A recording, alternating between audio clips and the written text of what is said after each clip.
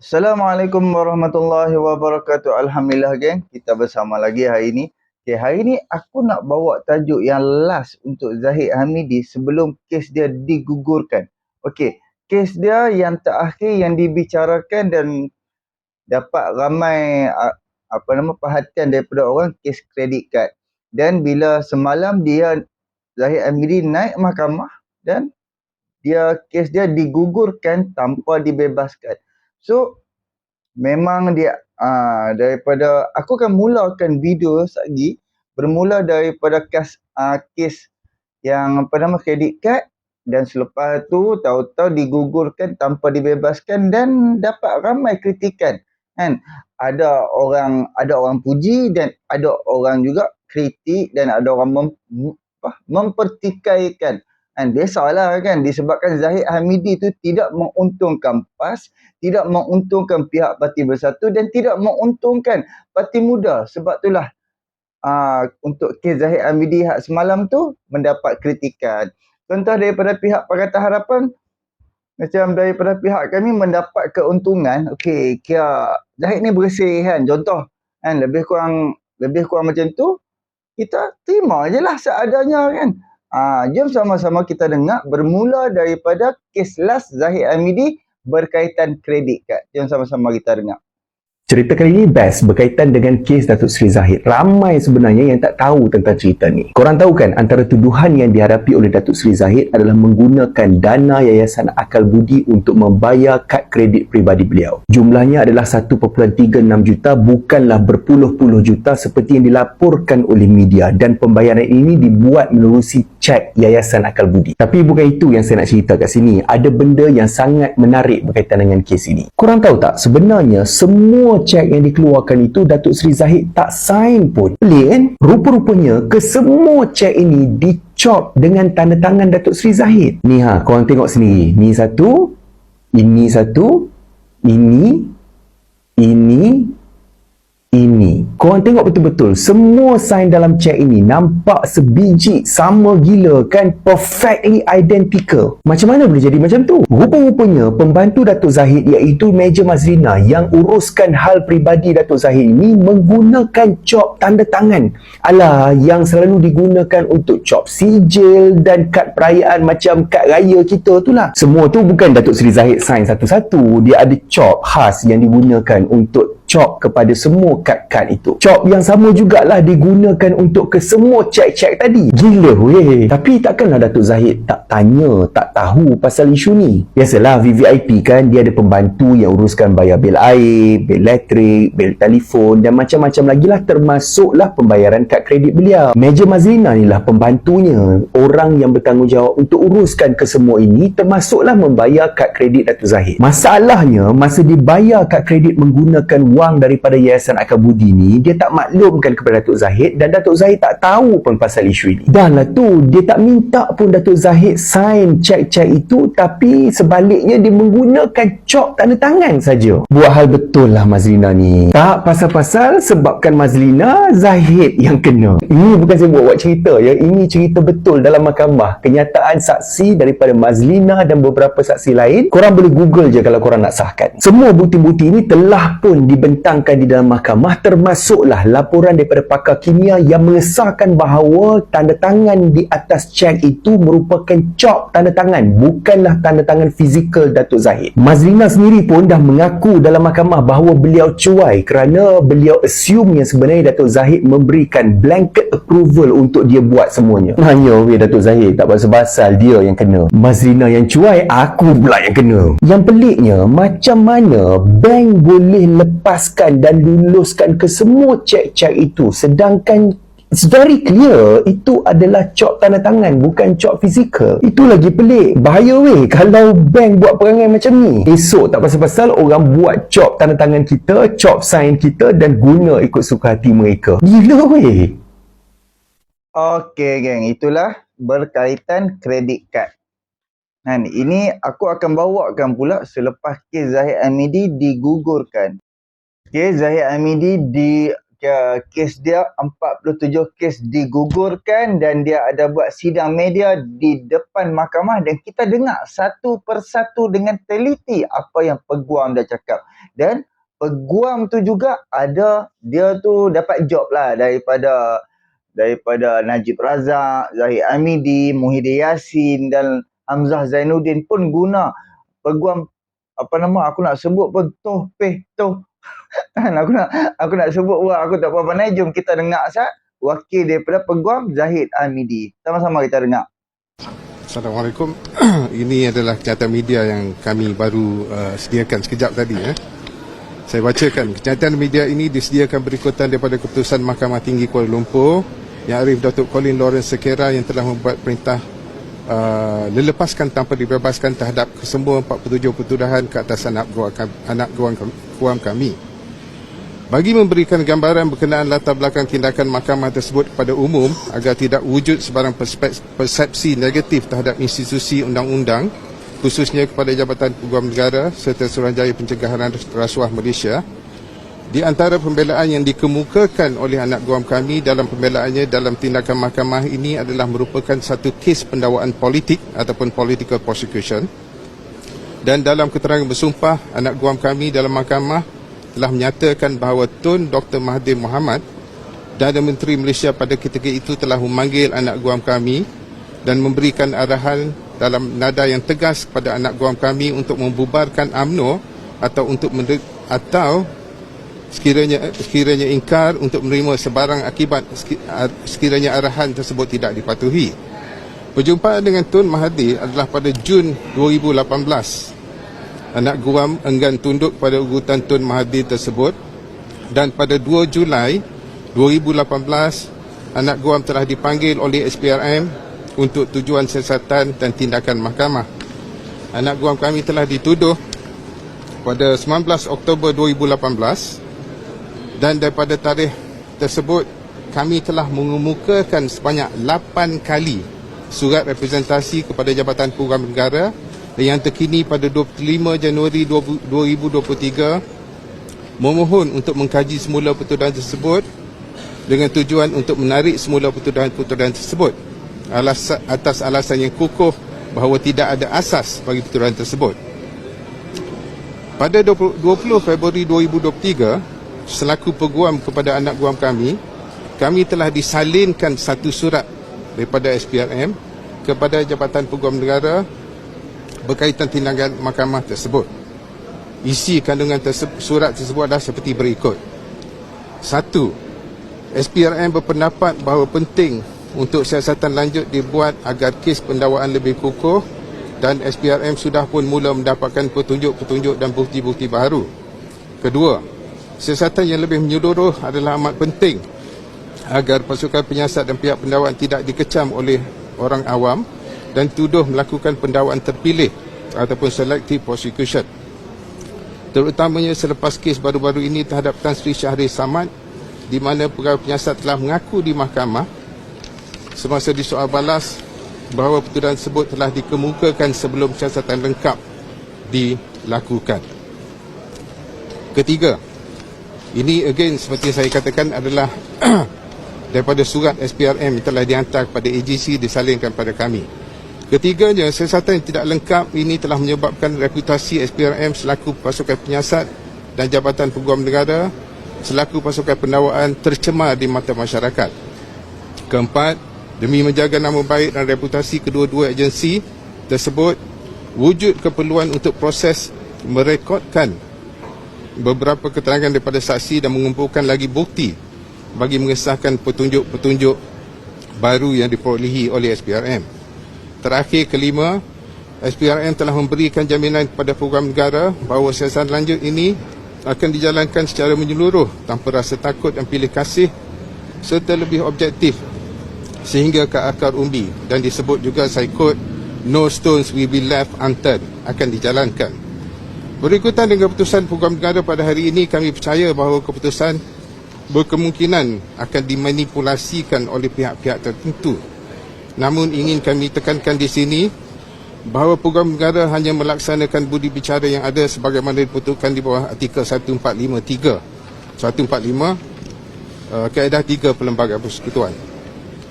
Seterusnya, ini adalah bukan kali pertama mana-mana program negara menggunakan budi bicara yang ada sebagaimana diperuntukkan di bawah undang-undang untuk mengambil tindakan menarik balik pertuduhan dan pendakwaan di mahkamah. Dengan kata lain, ini adalah satu perkara yang biasa apabila program negara dapat menerima alasan yang diberikan oleh pihak tertuduh melalui representasi.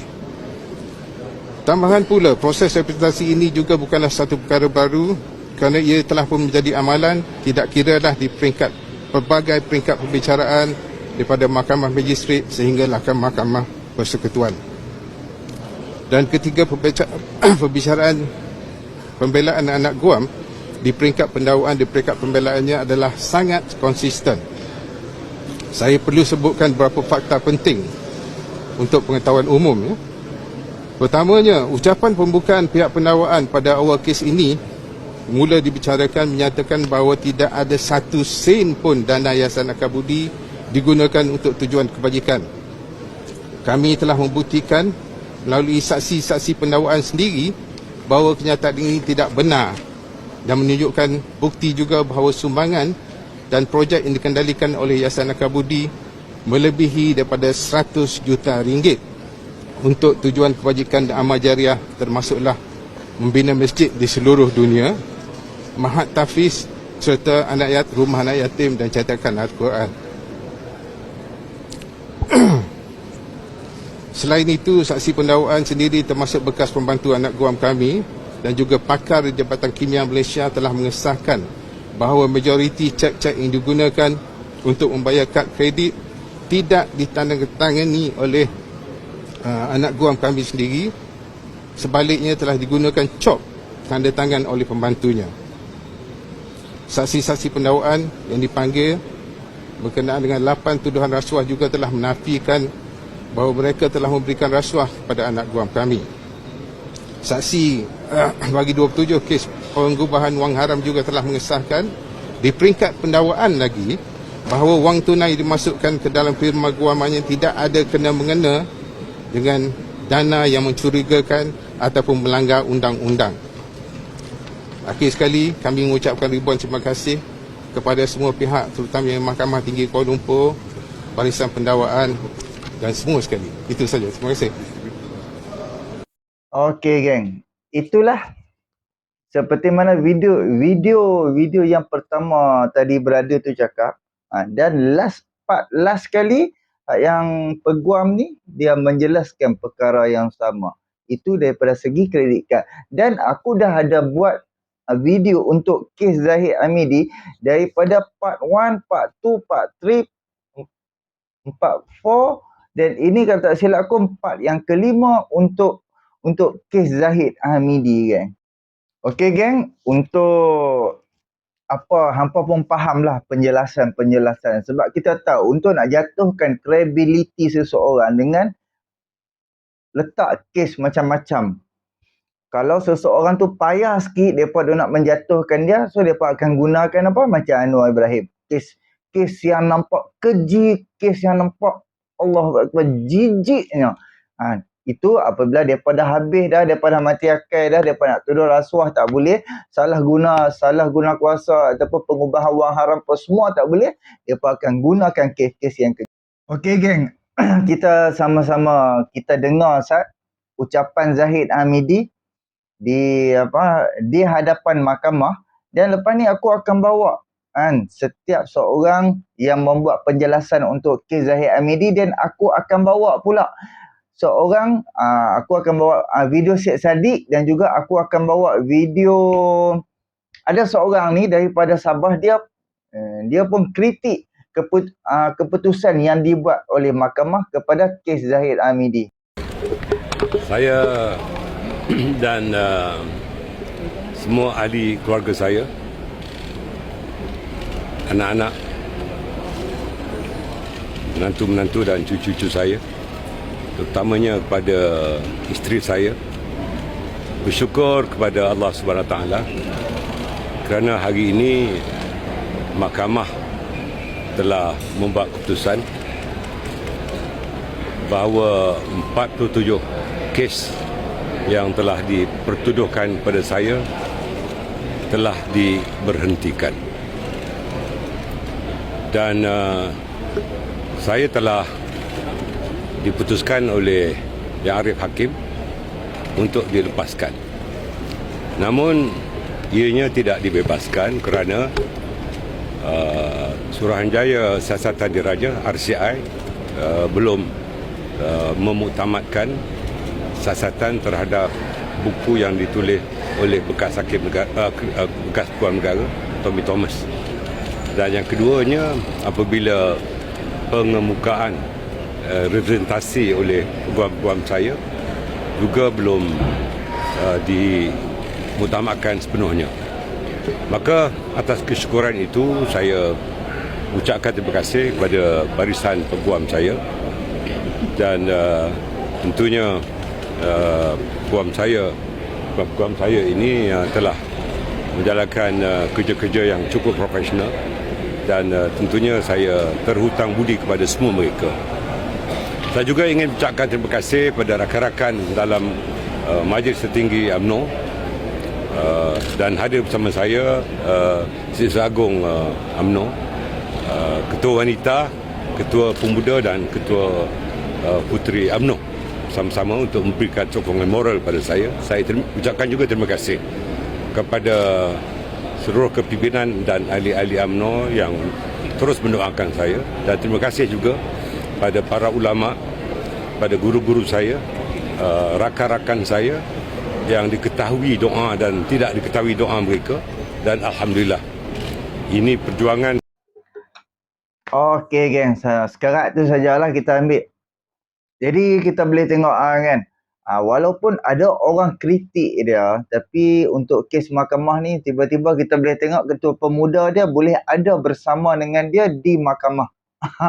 Walaupun kita tahu Ketua Pemuda UMNO ni memang dia duk kritik presiden dia, dia duk kritik kepimpinan UMNO ni, tapi tiba-tiba hari ni dia bersama. So kalau hampa perasan tadi video yang pertama tu kan, video yang pertama yang menceritakan pasal kredit card, aku akan bawakan kepada untuk kita bersama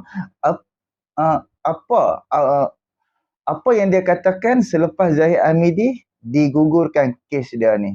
Okey, jom sama-sama kita dengar apakah respon daripada brother yang video yang pertama tadi, Syafiq Fazli kalau tak silap nama aku. Jom kita dengar apa respon dia selepas Zahid Hamidi digugurkan kes dia.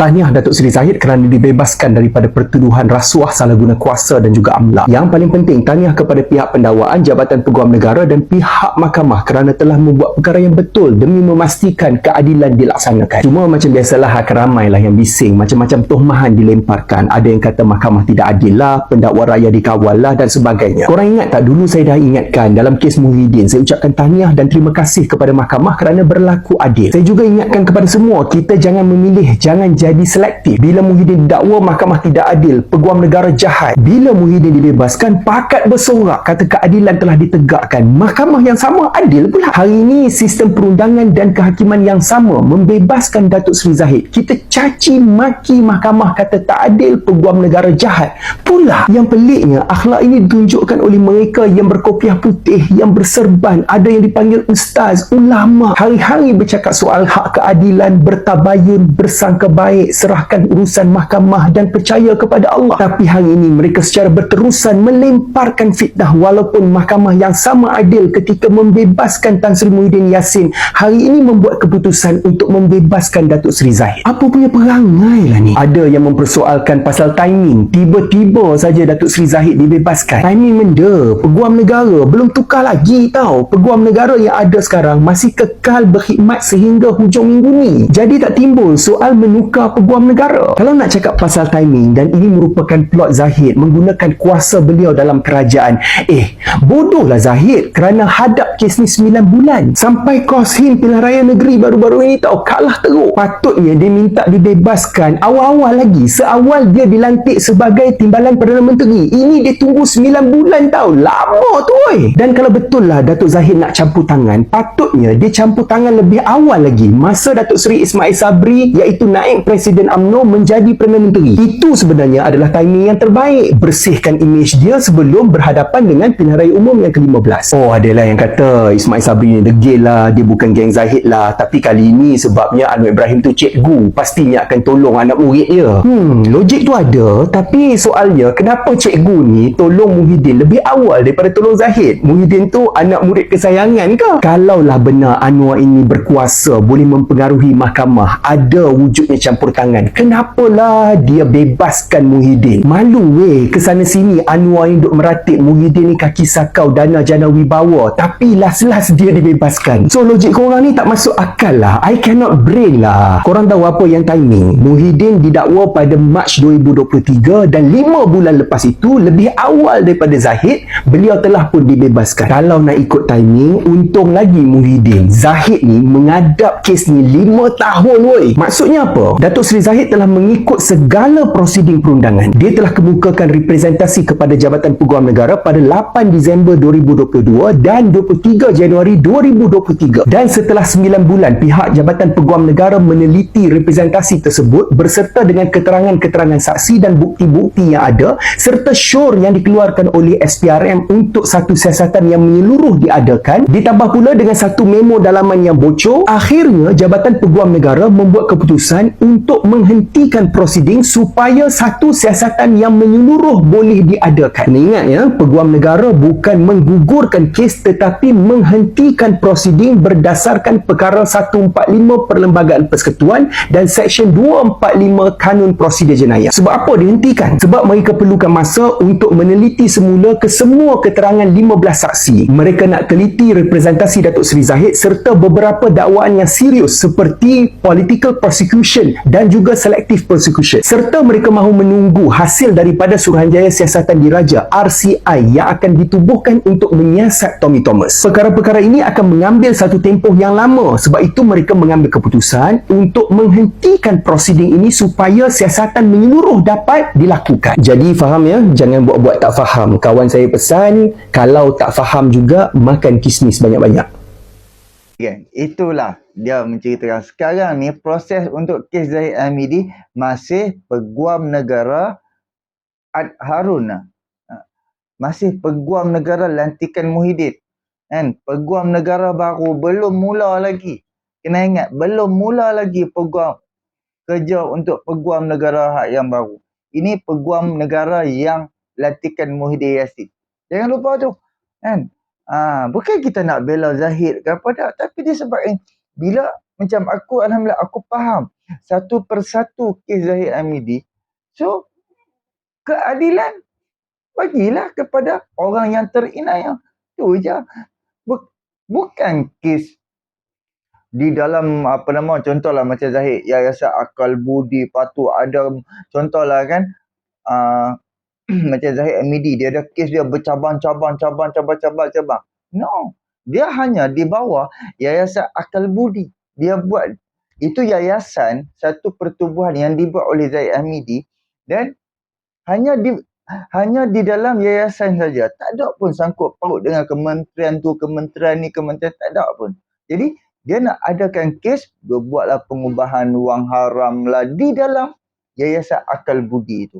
Faham tak? So aku akan bawakan lagi satu kepada hampa untuk penjelasan daripada seorang peguam, dan last sekali aku akan bawa untuk kritikan terhadap kes Zahid ni yang dia kata ada sangkut paut dengan kerajaan hari ni lah apa semua kan. Macam tak masuk akal. Kenapa Muhyiddin dulu baru Zahid? Faham? Macam brother ni tadi cakap. Kenapa Muhyiddin dulu dibebaskan? Kenapa tak Zahid je? Awal-awal dia menjadi Timbalan Perdana Menteri. Aku akan buat 2 last video untuk hampa semua. Okey, jom kita sama-sama dengan seorang sister kakak ni, jom. So, apakah maksud lepas tanpa bebas ataupun discharge not amounting to acquittal? Hari ni memang penuh FYP, orang tak puas hati dengan pengembangan kes Zahid Hamidi ni. Tapi untuk fahamkan lepas tanpa bebas ni quite simple. Basically, mahkamah melepaskan dia daripada kes itu tetapi dia tidak bebas. Maksudnya, he was not cleared of his wrongs. So korang bayangkan mahkamah sebenarnya holdkan kes ni dulu, tutup buat masa sementara. So technically in the future memang pendakwa raya boleh continue dengan kes ni. Usually bila mahkamah lepas tanpa bebas ni disebabkan technical issue ataupun tak cukup evidence. And dalam kes ni memang ada technical issue seperti the pending case with Tan Sri Tommy Thomas. Lawyer Zahid Hamidi juga berhujah bahawa pendakwa raya mengambil masa yang terlalu lama untuk mendengarkan kes ni. Technically memang you tak boleh lah take forever untuk handle kes ni. So berkemungkinan pendakwa raya memerlukan masa yang lebih untuk investigate dan memperkuatkan diorang punya kes. So in this sense, lepas tanpa bebas tu is exactly what they needed to buy them time. On top of that, ramai sangat orang marah dekat PMX tentang apa yang terjadi. To be honest, kita ada separation of powers. Kita ada executive, kerajaan, ni PMX jagalah. Kita ada judiciary, which is our courts. And then kita ada legislation, which is our parliament. So sepatutnya yang tiga-tiga ni tak boleh masuk campur and mempengaruhi each other. That is the definition of separation of power. Tak ada seorang tu pegang semua power tu. Tapi honestly, that is the theory. Kes ni pun Rena malas nak ulas sebab it is too political. Tapi hopefully dengan video ni korang faham apakah maksud lepas tanpa bebas dengan the concept of separation of power so that you can make an intelligent conclusion. Okay, geng. Siapa-siapa yang ada bukti yang tak puas hati di sebalik keputusan mahkamah, siapa ada bukti sila bawa cepat-cepat supaya Zahid Hamidi diteruskan didakwa di mahkamah dan bawa bukti yang boleh Zahid Hamidi ni bersalah. Faham tak? Bawa bukti. Jangan duk menjerit. Tapi hang tak bawa bukti, hang tak bawa data, hang tak bawa sumber yang mengatakan memang Zahid Hamidi ni buat atas 47 pertuduhan tu. Bawa, tunjuk ke mahkamah. Tunjuk dan dakwa balik. Sebab sekarang ni, sebab tu Zahid Hamidi dikenakan tanpa dibebaskan. Bila tanpa dibebaskan, kes tu terberhenti dan tanpa dibebaskan. Jadi kalau hampir bawa bukti ke mahkamah, kes tu disambung kembali sampai dia mati.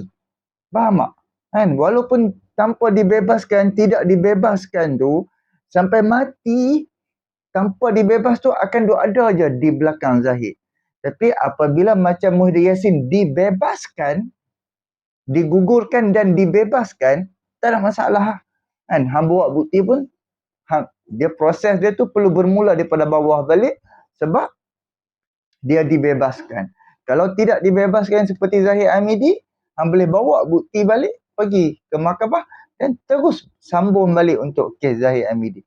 So aku akan bawa untuk seorang yang syak wasangka di sebalik keputusan mahkamah terhadap kes Zahid Hamidi.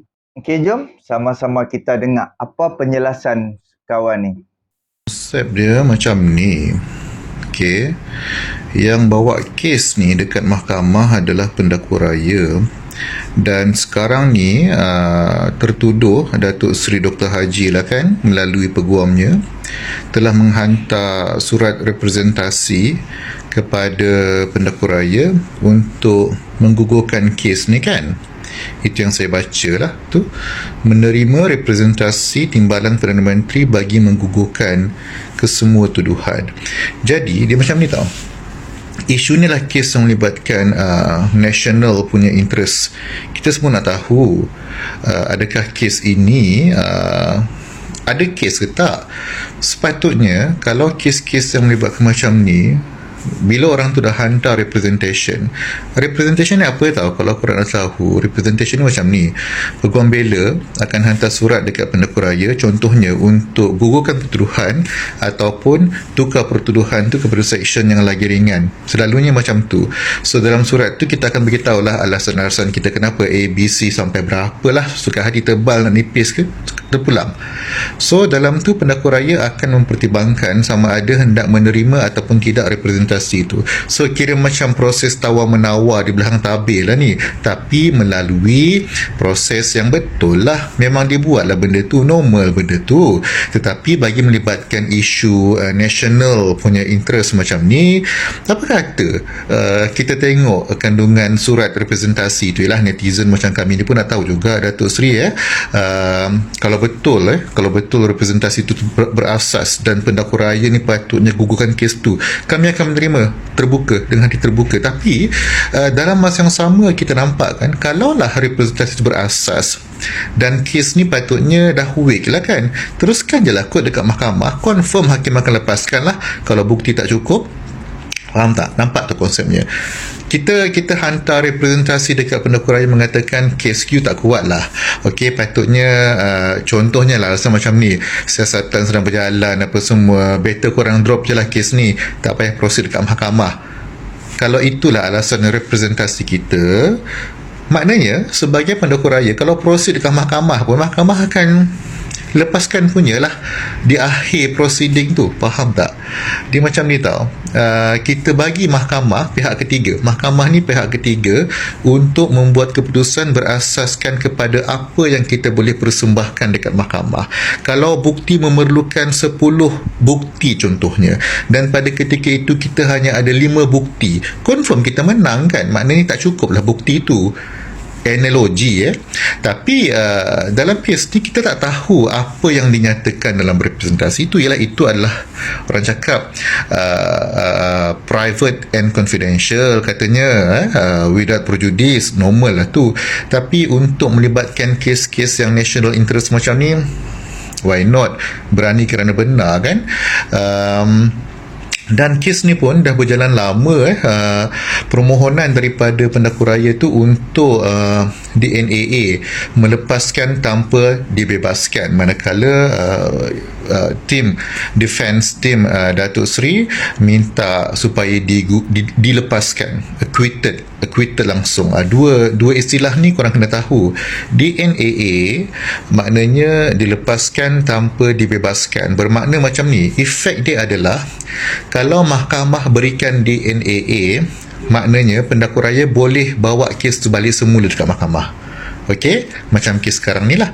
Maknanya kalaulah nanti siasatan tu selesai, okey, bolehlah buka balik kes tu kat mahkamah. Tapi kalau mahkamah berikan acquitted, dilepaskan dan dibebaskan, tak boleh dah bawa kes ni. So dalam kes ni, hakim kita Datuk Colin Lawrence, dia berikan perintah dilepaskan tanpa dibebaskan, DNAA lah. Tapi adakah pendakwa raya akan meneruskan dengan siasatan dan membuka balik kes dan membuka ini di mahkamah? Tak tahu, saya tak tahu. Tapi sebagai netizen ni macam kita tengok kan, bila akhirnya benda-benda macam ni kan, saya tak katakan ada campur tangan ke apa, tak, tapi kami ni taklah bodoh sangat. Okey, politik juga, siapa pun yang memerintah, tak kisahlah parti mana, menyampah aku. Tapi badan-badan yang bertanggungjawab untuk membawa kes ni ke mahkamah, selalu yang kena blame mahkamah je. Mahkamah kena blame, mahkamah ni macam tu lah. Mahkamah tak boleh buat apa. Faham tak? Korang nampak tak? Okey, yang bawa kes tu pendakwa raya. Okey, dia pun ada kepentingan dia untuk menjaga masyarakat. Dia adalah wakil kita untuk menuduh orang, membawa kes ni ke mahkamah, mewakili kita semua tau, sebab dia kes jenayah kan. Tapi well, tak tahu. Okay, bye. Okay geng. Jadi itulah, bila macam contohlah macam Zahid Hamidi tu menguntungkan puak-puak PAS, puak-puak Bersatu, dia akan, kita kena terima dengan hati yang terbuka. Apabila sekarang ni 40 kes digugurkan waktu 2022, sewaktu Perikatan Nasional memerintah bersama BN, bersama UMNO, pimpinan PAS keluarkan kita perlu terima dengan hati yang terbuka. Ni 40 kes dan sekarang ni 47 kes di bawah Pakatan Harapan dan BN.